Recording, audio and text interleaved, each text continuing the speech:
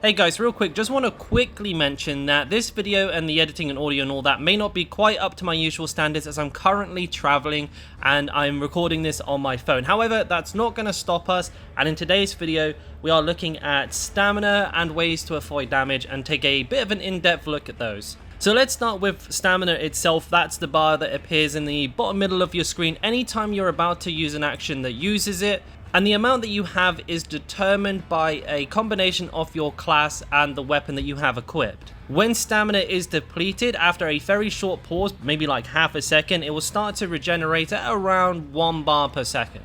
And when it is depleted, any action that relies on stamina will be more or less completely ineffective. So in short, no stamina equals bad. So let's have a look at the first use for stamina, and that is sprinting. When it comes to stamina costs when sprinting, it basically comes down to your weapon. So the heavier your weapon is, the quicker it will drain the bar.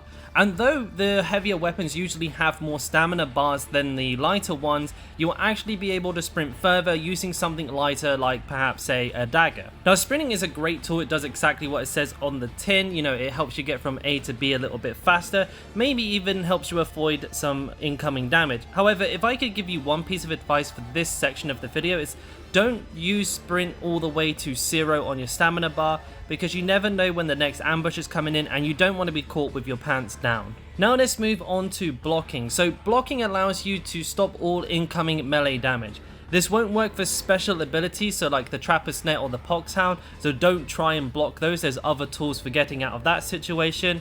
And interestingly, block is also a 360-degree action. So this means that you don't have to be actually looking in the direction of the damage you want to block. As long as your block is up, it will do the job. Also, providing you have stamina, you will block any attack that you are hit with while rezzing a teammate. This is why Ogryns are particularly good for picking people up, because of their massive base stamina reserves. They can take an absolute ton of punishment before being interrupted. But yeah, you know, another reason not to sprint to someone who's down. You want that stamina for just in case you get hit while you're picking them up.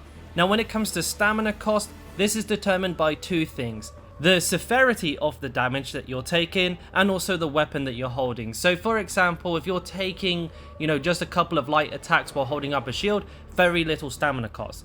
If a crusher crushes you with his massive maul hammer, then you block that with a dagger, yeah, it's probably going to break your guard immediately. And when your guard is broken, you will get staggered pretty severely, and that is going to be very, very bad, as you will take a lot of damage in that short stagger. And then let's move on to the final use for stamina, and that is pushing. Now what pushing does is more or less exactly what it says on the tin, like everything else. It creates distance between you and your enemies by pushing them back.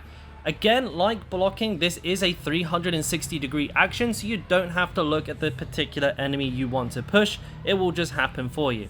The reason that pushing is so important is not just because it pushes enemies back and gets them off of you, you know, reducing damage, but it allows you to get a couple of melee swings in to thin out whatever is hitting you, as well as allowing you to regenerate some stamina. This is all part of the ebb and flow of the combat. You're going to have to get used to using all three of these to make sure that you never run out of stamina during even the most intense fights.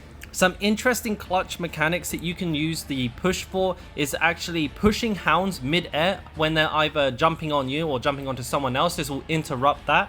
And you can also push the Pox bursters and combine that with a short dash back to keep yourself completely safe from the explosion. Quite hard to time, but very, very, very clutch when it comes in. And finally, though this action itself doesn't use stamina, it does rely on sprinting, and this is sliding. So when you're sprinting, if you hold your crouch button, you'll go into a knee slide. This actually allows you to avoid range damage, something that blocking doesn't. Though it's only a short distance, this can allow you to get to new cover or close the distance to the ranged enemies, forcing them into melee. Oh, an interesting side note, you can actually slide for infinite on the Nurgle Beast Slime.